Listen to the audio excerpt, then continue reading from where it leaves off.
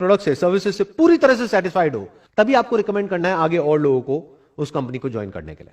अगर ऐसा एक्चुअल में हो रहा है तो वो कंपनी जेन्युइन है, लेकिन अगर ऐसा नहीं हो रहा है तो वो एक स्कैम है। और ये सब तो वो है जो रूल्स में क्लियरली लिखा हुआ है कि ये करना गलत है। इसके अलावा ऐसी बहुत सारी चीजें हैं जो बहुत सारी एमएलएम कंपनीज में होती है, जो हो सकता है लीगली सही है लेकिन एथिकली बिल्कुल गलत है। मतलब कि अगर कोई भी डायरेक्ट सेलिंग कंपनी है जिसका एक डायरेक्ट सेलर्स का नेटवर्क है, तो स्ट्रक्चर में सारे लोगों को सिर्फ तब बेनिफिट हो सकता है जब जो प्रोडक्ट है वो सर्विस है उसकी अपने आप में इतनी वर्थ है कि अगर एक इंसान वहां से 1 रुपए भी ना कमाए तब भी उसको किसी तरह का कोई रिग्रेट ना हो कि मैंने इस कंपनी को ज्वाइन किया। मतलब ये हो सकता है जो गवर्नमेंट के रूल्स हैं डायरेक्ट सेलिंग इंडस्ट्री के लिए, वहां पर ये नहीं लिखा है कि उस कंपनी के जो प्रोडक्ट्स हैं और सर्विसेज हैं उसका प्राइस पॉइंट क्या होना चाहिए, लेकिन ये आपको देखना है उस कंपनी को ज्वाइन करने से पहले। फॉर एग्जांपल, वो कंपनी आपको साबुन का डब्बा बेच रही है 500 रुपए का, जिसके जैसा सेम प्रोडक्ट आपको मार्केट में मिल रहा है 50 रुपए का। तो अगर वहां पर आपको कोई कमीशन ना मिले, कोई इंसेंटिव ना मिले, कोई पैसे की बड़ी बड़ी बातें ना हो, कोई मर्सिडीज की बातें ना हो, बीएमडब्ल्यू की बातें ना हो, तब भी क्या आप वो प्रोडक्ट खरीदोगे?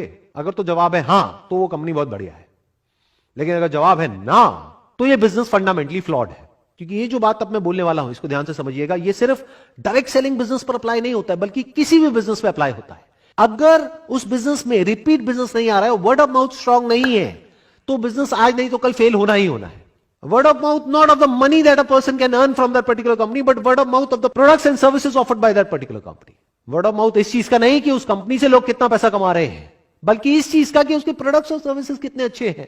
अगर एक्चुअल में उस कंपनी के प्रोडक्ट्स और सर्विसेज अच्छे हैं, कॉम्पिटिटिवली प्राइस्ड हैं, और अगर आप खुद अपने घर में उन प्रोडक्ट्स को बार बार यूज कर सकते हो, तो ये बिजनेस लॉन्ग टर्म में सक्सेसफुल हो सकता है। लेकिन अगर उस कंपनी के जो प्रोडक्ट्स हैं और सर्विसेज हैं उसमें दम नहीं है, तो बिजनेस ने आज नहीं तो कल फेल होना ही होना है। और यही सबसे बड़ा फर्क है एक जेन्युइन कंपनी में और स्कैम में।